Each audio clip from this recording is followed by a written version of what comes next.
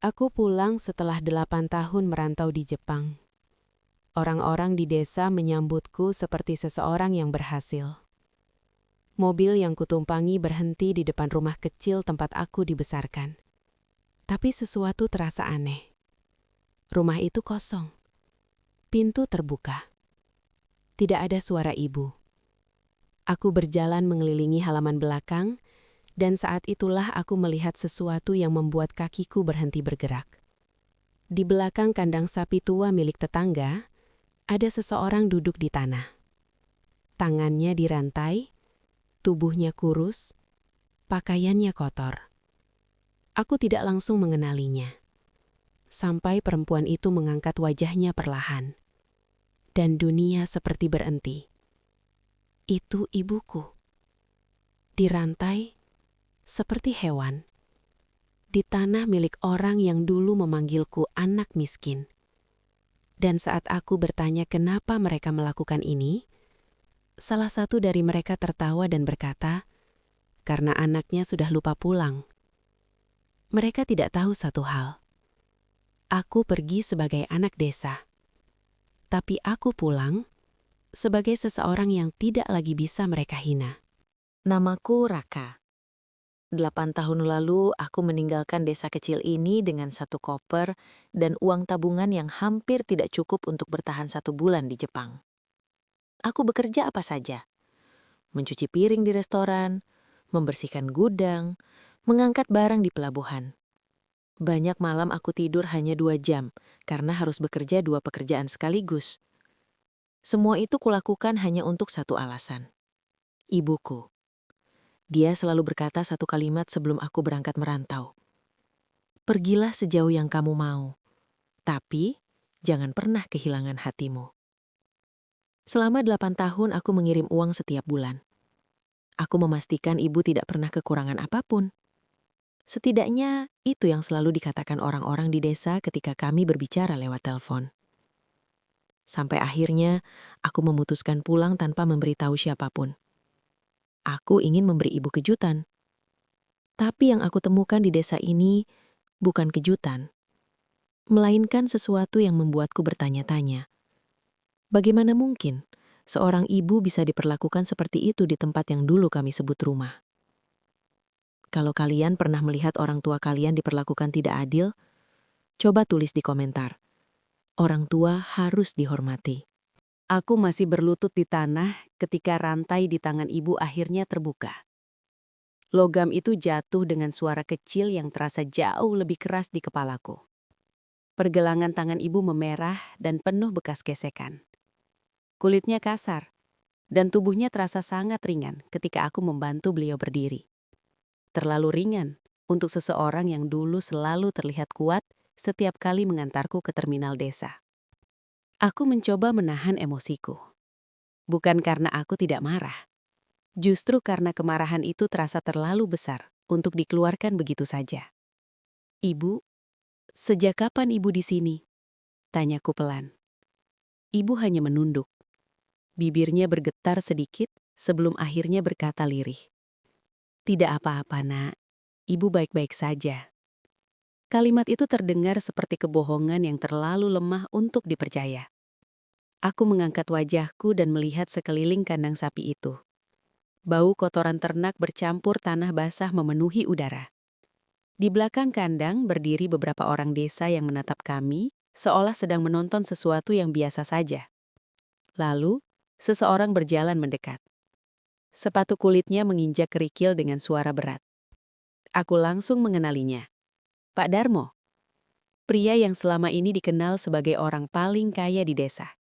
Dulu, ketika aku masih kecil, dia sering berkata bahwa anak petani seperti aku tidak akan pernah keluar dari desa ini. Sekarang, dia berdiri di depanku dengan tangan di belakang punggung. Menatapku dari ujung kepala sampai kaki. Jadi kamu benar-benar pulang, katanya dengan nada yang terdengar seperti ejekan yang dibungkus senyum tipis. Aku tidak menjawab. Mataku masih tertuju pada rantai yang baru saja kulepaskan dari tangan ibu. Kenapa ibu saya dirantai? Tanyaku akhirnya. Pak Darmo mengangkat alisnya sedikit. Seolah pertanyaan itu terlalu sederhana untuk dijawab dengan serius. supaya tidak kabur, katanya santai. Beberapa orang di belakangnya tertawa kecil. Aku mengepalkan tanganku tanpa sadar. Ibu saya bukan hewan. Pak Darmo mendekat satu langkah lagi. Jarak kami sekarang hanya beberapa meter. Aku tahu, tapi kalau dibiarkan, dia sering jalan-jalan tanpa tujuan. Ia menoleh ke arah orang-orang di sekeliling kandang. Kadang sampai ke jalan besar. Beberapa dari mereka kembali tertawa kecil. Suara tawa itu terasa seperti sesuatu yang menekan dadaku dari dalam. Aku menatap langsung ke mata Pak Darmo. Kenapa tidak ada yang mengurusnya? Pak Darmo mengangkat alisnya sedikit. Seolah pertanyaan itu terlalu sederhana untuk dijawab dengan serius. Supaya tidak kabur. Anaknya kan pergi 8 tahun. Kalimat itu diucapkan seperti fakta sederhana. Lalu ia menambahkan sesuatu yang membuat orang-orang di belakangnya kembali tertawa lebih keras. Kami pikir kamu sudah mati di luar negeri. Aku tidak bergerak. Aku tidak membalas. Aku hanya berdiri di sana sambil memegang bahu ibu yang masih gemetar di sampingku. Pak Darmo lalu menunjuk rumah kecil yang terlihat dari kejauhan. Kalau kamu memang anak yang baik, harusnya kamu pulang lebih cepat. Ia tersenyum tipis lagi. Bukan membiarkan ibumu menjadi tanggungan orang lain. Kalimat itu menusuk lebih dalam dari yang ia kira. Karena selama 8 tahun terakhir, aku bekerja siang malam di negeri orang, hanya untuk memastikan ibu tidak pernah menjadi beban siapapun di desa ini. Aku menatap wajah Pak Darmo dengan tenang. Tidak ada teriakan. Tidak ada ancaman. Hanya satu pikiran yang mulai tumbuh perlahan di kepalaku. Orang-orang ini percaya satu hal. Mereka percaya aku masih anak desa yang dulu. Anak miskin yang pergi dengan koper kecil dan harapan yang terlalu besar. Mereka tidak tahu siapa aku sekarang. Dan yang lebih penting, mereka tidak tahu bahwa penghinaan yang mereka ucapkan hari ini baru saja menjadi awal dari sesuatu yang tidak akan mereka duga sama sekali. Aku membawa ibu pulang ke rumah kecil kami sore itu. Rumah itu masih sama seperti 8 tahun lalu. Dinding kayu yang mulai kusam, jendela dengan engsel yang sering berderit, dan halaman kecil yang dulu selalu dipenuhi tanaman sayur yang ditanam ibu setiap pagi. Hanya saja sekarang semuanya terlihat jauh lebih sepi. Beberapa pot tanaman kosong, sebagian pagar kayu sudah miring, dan halaman depan terasa seperti lama tidak dirawat. Ibu duduk di kursi bambu di ruang tengah ketika aku menuangkan air hangat ke dalam gelas. Tangannya masih sedikit gemetar saat memegangnya. Aku duduk di depan beliau, mencoba membaca ekspresi wajah yang selama ini hanya kulihat lewat layar ponsel saat kami melakukan panggilan video. Ibu tidak pernah cerita tentang ini, kataku pelan.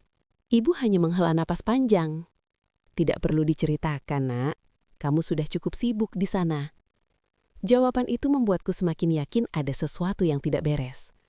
Selama 8 tahun di Jepang, aku tidak pernah melewatkan 1 bulan pun tanpa mengirim uang. Kadang bahkan 2 kali dalam sebulan. Aku masih ingat betul bagaimana setiap kali uang itu masuk, ibu selalu menelpon dengan suara bahagia. Uangnya sudah ibu terima, kamu tidak perlu kirim terlalu banyak. Itu selalu kalimat yang sama. Tapi sekarang, aku menatap rumah kami yang terlihat hampir kosong. Meja kayu yang dulu penuh peralatan dapur kini hanya menyisakan beberapa piring sederhana. Lemari di sudut ruangan bahkan terlihat hampir tidak berisi apapun. Aku mencoba bertanya lagi. Uang yang aku kirim, ibu terima kan? Ibu menunduk. Ia tidak menjawab. Hanya suara angin yang masuk dari jendela yang terdengar di ruangan itu. Aku menunggu beberapa detik, berharap ibu akan menjelaskan sesuatu. Tapi beliau hanya mengusap tangannya sendiri pelan, seperti seseorang yang mencoba menenangkan pikirannya. Ibu, uang itu banyak, kataku lagi. Seharusnya ibu tidak hidup seperti ini. Ibu akhirnya mengangkat wajahnya. Matanya terlihat lelah, tapi ada sesuatu di sana yang membuatku semakin tidak tenang. Uang itu memang datang, katanya pelan. Aku langsung mencondongkan tubuh ke depan. Lalu, ibu terdiam lagi beberapa detik sebelum akhirnya menjawab. Tapi tidak semuanya sampai ke ibu. Kalimat itu membuat kepalaku terasa berat. Tidak sampai? Ibu mengangguk kecil. Pak Darmo yang mengurusnya. Nama itu lagi.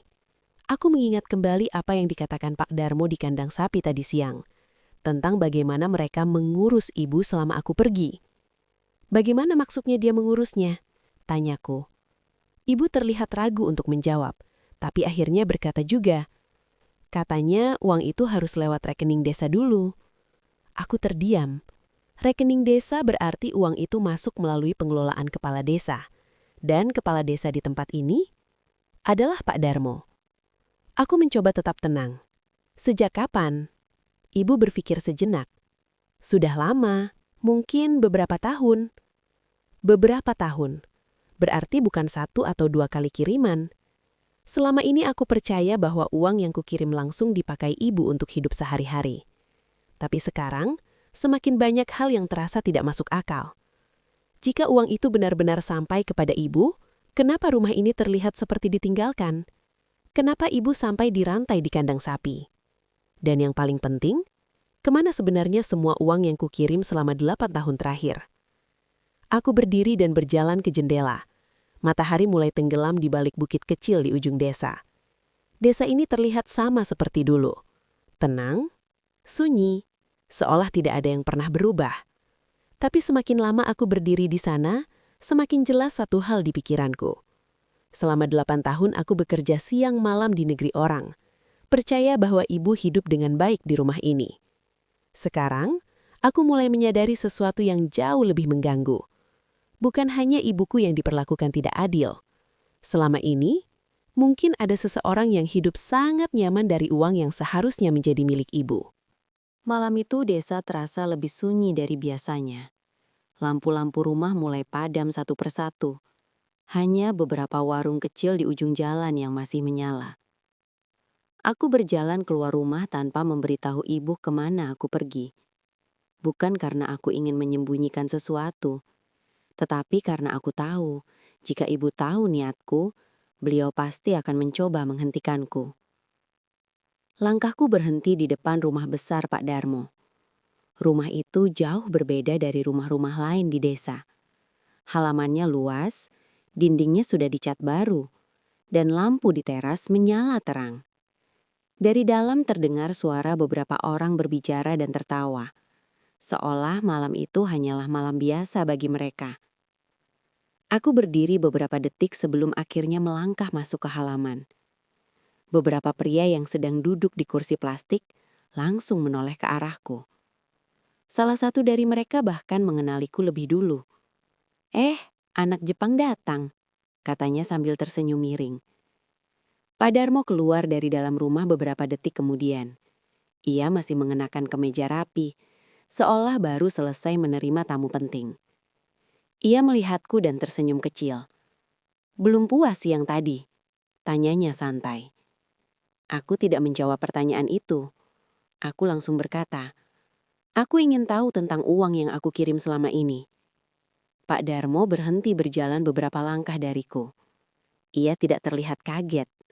Bahkan sebaliknya, ekspresinya justru seperti seseorang yang sudah menunggu pertanyaan itu. Uang dari Jepang, katanya pelan. Aku mengangguk. Ia menoleh sebentar ke arah orang-orang yang duduk di teras, lalu kembali menatapku. Kami yang mengurusnya.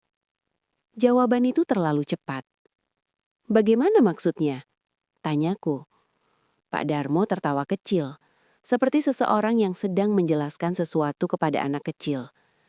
Kalau tidak ada kami, ibumu mungkin sudah lama kelaparan.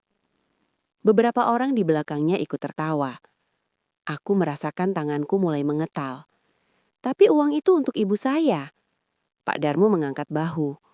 Dan kami memastikan uang itu dipakai untuk sesuatu yang lebih berguna. Aku menatapnya tajam. Lebih berguna? Ia berjalan mendekat sedikit. Untuk desa. Kalimat itu membuatku terdiam beberapa detik. Aku tidak langsung mengerti maksudnya.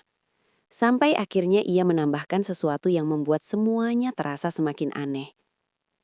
Semua kirimanmu masuk lewat rekening desa. Aku menatapnya tanpa berkata apa-apa. Rekening desa berarti semua uang itu berada di bawah kendalinya. Pak Darmo lalu menepuk bahuku ringan, seolah percakapan ini hanyalah hal kecil. Kamu harus bangga, katanya sambil tersenyum tipis. Desa ini berkembang karena uangmu. Beberapa orang di teras kembali tertawa. Tapi aku tidak ikut tertawa. Karena untuk pertama kalinya sejak pulang ke desa ini, satu kemungkinan mulai muncul dengan sangat jelas di kepalaku. Jika uang yang kukirim selama ini tidak sampai ke ibu, dan jika uang itu masuk ke rekening desa, maka mungkin selama 8 tahun terakhir, seseorang di desa ini hidup jauh lebih nyaman dari yang seharusnya. Dan orang itu sekarang berdiri tepat di depanku. Tersenyum seolah semua ini adalah hal yang wajar. Pagi berikutnya, aku berjalan ke balai desa sendirian. Matahari baru naik setengah ketika aku melewati jalan tanah yang dulu sering kulalui saat masih sekolah. Tidak banyak yang berubah di desa ini. Rumah-rumah masih berdiri dengan jarak yang sama. Pohon-pohon besar masih menaungi sebagian jalan. Dan orang-orang yang berpapasan denganku masih menatap dengan rasa penasaran yang sulit disembunyikan. Sebagian dari mereka mungkin sudah mendengar bahwa aku pulang. Sebagian lagi mungkin sudah tahu tentang ibu yang dirantai di kandang sapi. Balai desa berada di ujung jalan kecil yang menghadap ke lapangan tanah. Bangunannya sederhana, tapi terlihat jauh lebih rapi dibanding rumah-rumah lain di desa. Cat dindingnya masih baru, jendelanya besar, dan di halaman depan berdiri papan besar bertuliskan Program Pembangunan Desa Mandiri. Aku berhenti sejenak di depan papan itu. Di bagian bawahnya tertulis daftar nama penyumbang terbesar. Dan namaku ada di sana. Aku berjalan masuk ke dalam balai desa. Ruangan itu kosong, hanya ada beberapa meja kayu dan lemari arsip yang berdiri di dinding belakang. Di atas meja utama, terdapat beberapa map dokumen yang tersusun rapi. Aku membuka salah satu map itu. Di dalamnya ada laporan keuangan desa. Halaman pertama terlihat biasa saja.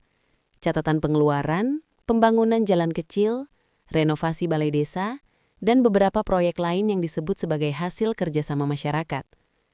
Tapi ketika aku membuka halaman berikutnya, jantungku terasa berhenti sejenak. Ada kolom khusus yang berjudul Dana Donasi Luar Negeri. Di bawahnya tercatat puluhan transaksi. Semua berasal dari satu sumber yang sama. Transfer dari Jepang. Jumlahnya besar. Tanggalnya cocok dengan setiap kiriman yang selama ini aku kirim untuk ibu. Aku membaca satu persatu catatan itu dengan perlahan. 8 tahun. Puluhan transfer. Dan semuanya tercatat sebagai donasi untuk pembangunan desa. Tanganku berhenti di satu halaman terakhir. Di sana tertulis sesuatu yang membuatku semakin yakin bahwa semua ini bukan sekadar kelalaian administrasi. Nama pengelola dana. Darmo Sutrisno. Pak Darmo. Berarti selama ini uang yang kukirim untuk ibu dipakai untuk membangun desa. Untuk membuat Pak Darmo terlihat seperti penyelamat bagi semua orang di tempat ini. Sementara ibuku sendiri hidup dengan rantai di tangannya. Aku menutup map itu perlahan. Di luar jendela balai desa, beberapa warga mulai berjalan menuju pasar pagi. Mereka terlihat biasa saja, seolah desa ini tidak pernah menyembunyikan rahasia apapun. Tapi sekarang, semuanya terasa berbeda bagiku. Selama 8 tahun, aku bekerja siang malam di negeri orang, percaya bahwa setiap yen yang kukirim membuat hidup ibu lebih baik. Ternyata uang itu justru menjadi sesuatu yang lain. Sesuatu yang membuat orang lain semakin berkuasa di desa ini. Dan yang lebih menyakitkan lagi, orang yang mengambilnya adalah orang yang sama yang merantai ibuku seperti hewan. Aku berdiri dari kursi kayu di depan meja itu dan menatap kembali halaman terakhir laporan keuangan desa. Sekarang semuanya mulai jelas. Ini bukan sekadar kelalaian. Ini adalah rencana yang berjalan sangat lama. Dan jika mereka berpikir aku akan pulang, melihat semua ini lalu pergi begitu saja, mereka benar-benar tidak mengenalku sama sekali. Aku pulang dari balai desa menjelang siang dengan langkah yang lebih pelan dari biasanya. Jalan tanah yang tadi terasa biasa, kini terasa berbeda. Setiap rumah yang kulewati, setiap orang yang menatapku dari jauh, seolah menjadi bagian dari sesuatu yang selama ini tidak pernah kulihat dengan jelas. Selama 8 tahun aku hidup di Jepang dengan satu keyakinan sederhana. Bekerja keras hari ini akan membuat hidup ibu lebih baik besok. Setiap lembur, setiap malam tanpa tidur, setiap pekerjaan tambahan yang kulakukan selalu punya satu tujuan yang sama.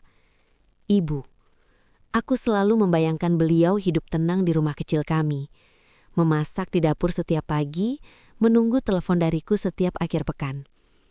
Tapi kenyataan yang kutemukan justru sebaliknya.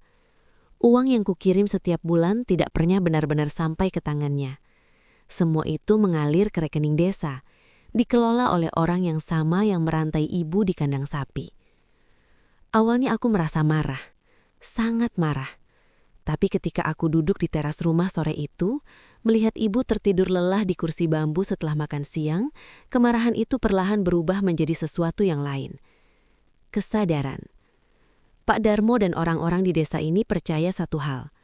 Mereka percaya aku hanyalah anak desa yang kebetulan berhasil di luar negeri. Seseorang yang akan pulang, marah sebentar, lalu akhirnya pergi lagi karena tidak ingin membuat masalah. Mereka percaya aku tidak akan melawan. Dan justru karena itulah mereka begitu tenang. Aku duduk cukup lama di teras sambil memikirkan semua yang terjadi sejak aku tiba kemarin. Suara ayam dari halaman belakang terdengar samar, dan angin sore menggerakkan daun-daun pohon mangga di samping rumah. Di kepalaku, satu hal mulai terasa semakin jelas. Jika aku langsung melawan Pak Darmo sekarang, orang-orang desa mungkin tidak akan percaya padaku. Bagaimanapun juga, selama ini dia terlihat seperti orang yang membangun desa dengan uang yang dianggap sebagai sumbangan. Sementara aku hanyalah anak yang pergi 8 tahun dan tiba-tiba kembali dengan tuduhan besar. Aku menarik nafas pelan. Lalu untuk pertama kalinya sejak pulang ke desa ini, aku tersenyum kecil. Pak Darmo mengira dia sudah memenangkan semuanya. Dia mengira aku tidak tahu apa yang terjadi. Dia mengira aku tidak akan berani menantangnya. Dan justru karena itulah, dia tidak pernah merasa perlu menyembunyikan apapun dengan hati-hati. Aku berdiri dari kursi dan menatap rumah kecil kami. Ibu tidak perlu khawatir lagi, kataku pelan, meskipun ibu masih tertidur dan tidak mendengarnya. Malam itu, aku membuat satu keputusan penting. Aku tidak akan melawan Pak Darmo dengan kemarahan.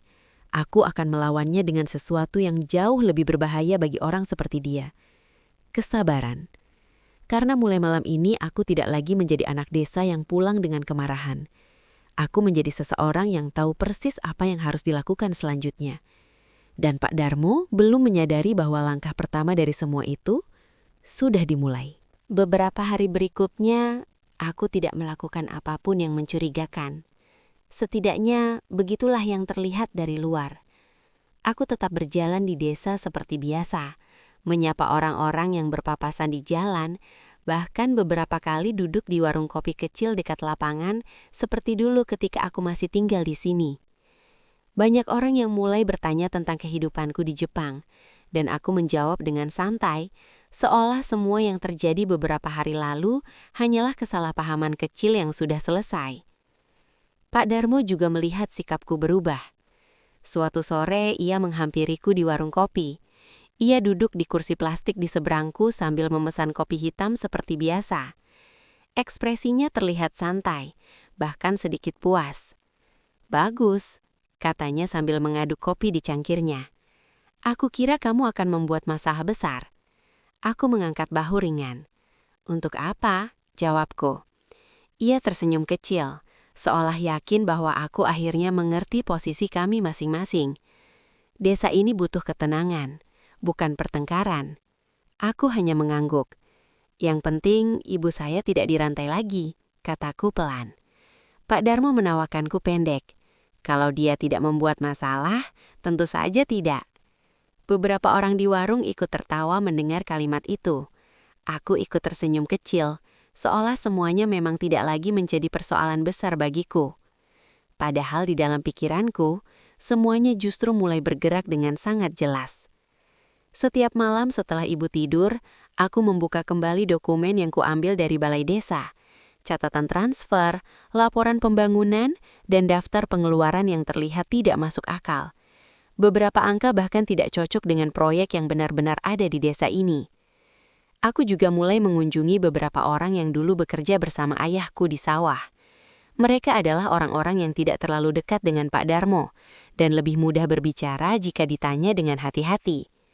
Dari mereka aku mendengar banyak cerita kecil tentang proyek desa yang katanya mahal, tapi hanya dikerjakan setengah.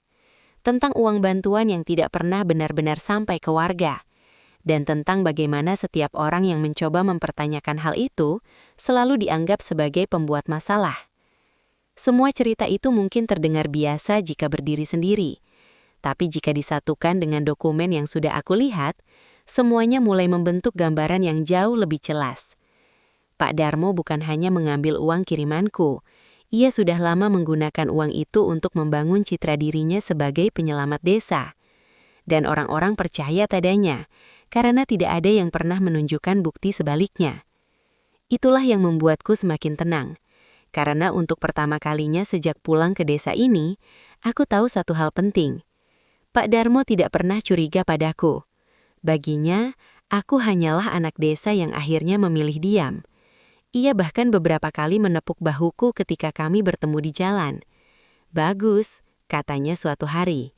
"Kamu akhirnya mengerti cara hidup di desa." Aku tersenyum dan mengangguk.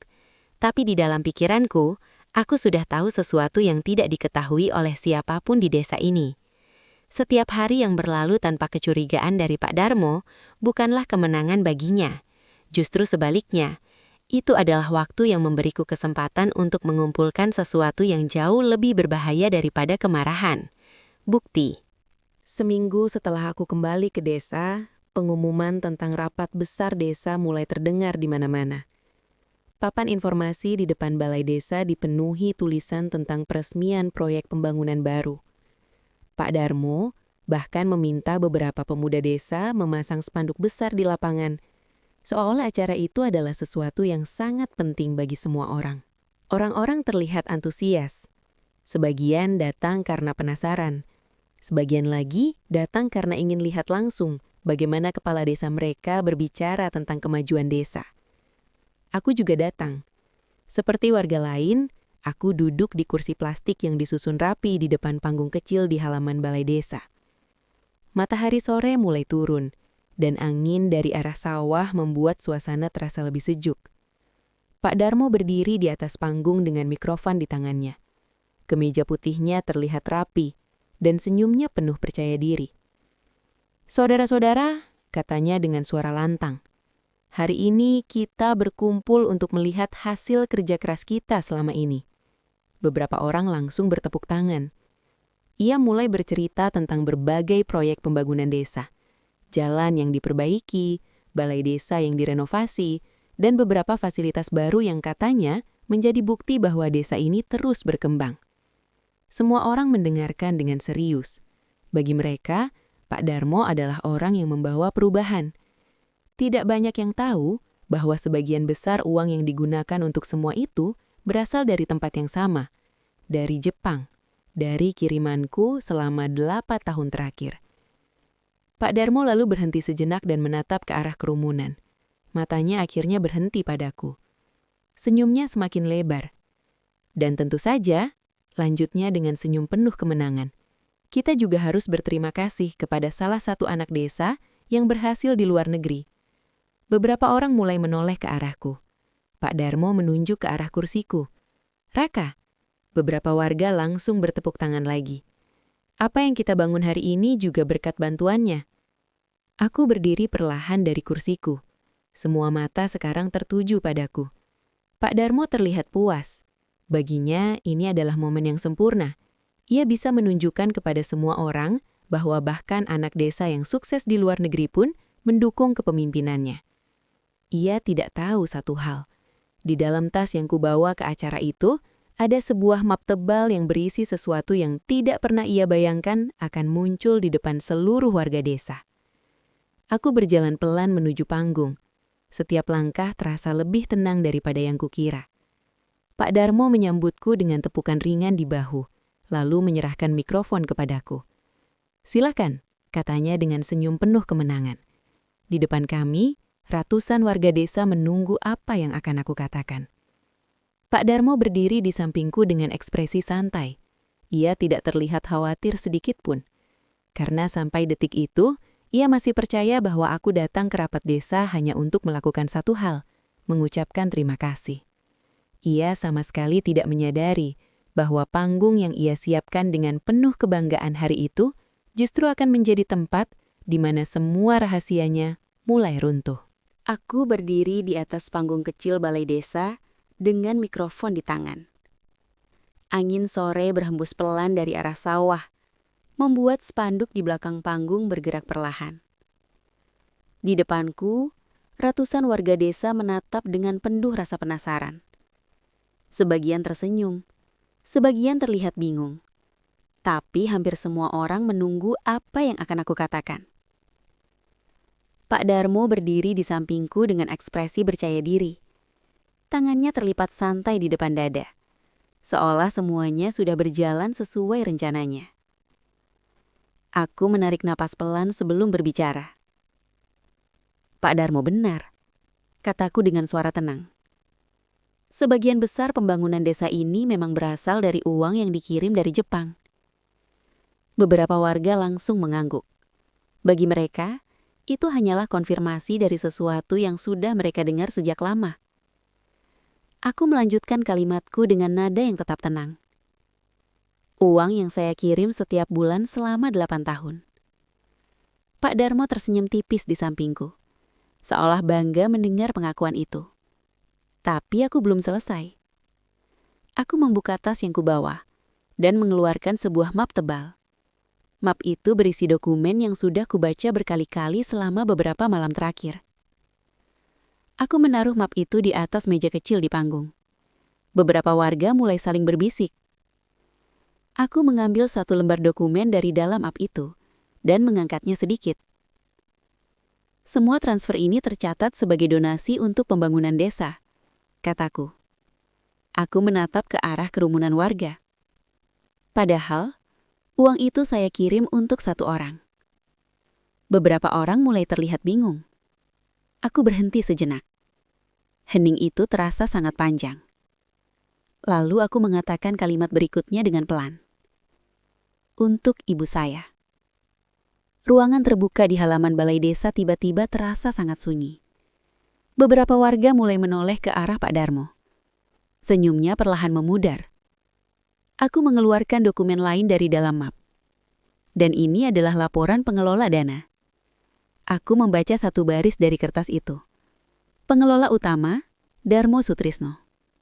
Nama itu terdengar jelas melalui pengeras suara. Pak Darmo akhirnya bergerak sedikit di sampingku.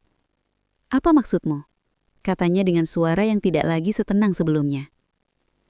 Aku tidak menatapnya. Aku justru menatap warga desa.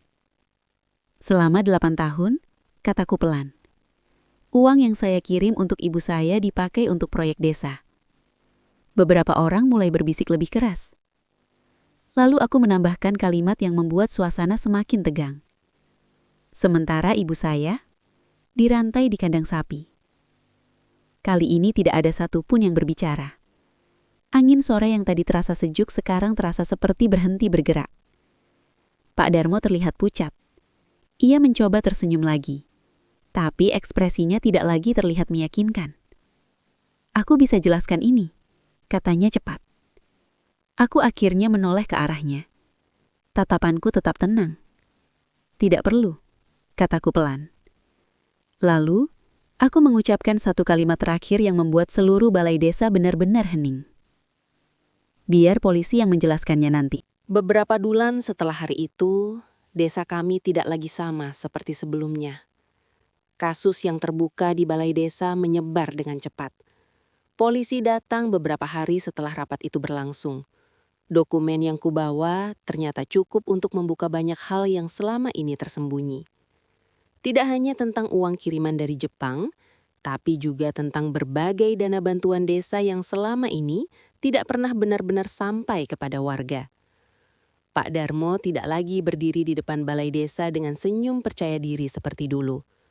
Kursi kepala desa sekarang kosong, menunggu seseorang yang benar-benar ingin bekerja untuk masyarakat, bukan untuk dirinya sendiri. Rumah kecil kami perlahan kembali hidup. Ibu mulai menanam sayuran lagi di halaman. Setiap pagi beliau menyiram tanaman sambil menyapa tetangga yang lewat. Tidak ada lagi rantai. Tidak ada lagi kandang sapi. Suatu sore kami duduk bersama di teras rumah, melihat matahari tenggelam di balik sawah. Ibu menatapku lama sebelum akhirnya berkata pelan, "Kamu tidak pulang untuk balas dendam, kan?" Aku tersenyum kecil. Aku pulang supaya ibu tidak lagi diperlakukan seperti itu. Ibu mengangguk pelan lalu kembali melihat ke arah langut yang mulai berubah warna. Kadang orang berpikir kekuatan datang dari uang atau jabatan. Padahal sebenarnya kekuatan datang dari satu hal yang jauh lebih sederhana. Keberanian untuk berdiri ketika orang yang kita cintai diperlakukan tidak adil. Jika kalian pernah melihat orang tua diperlakukan seperti itu, tulis di komentar, "Ibu adalah segalanya." Dan jangan lupa dukung channel Kisah Dalam Diam dengan subscribe, like, dan share.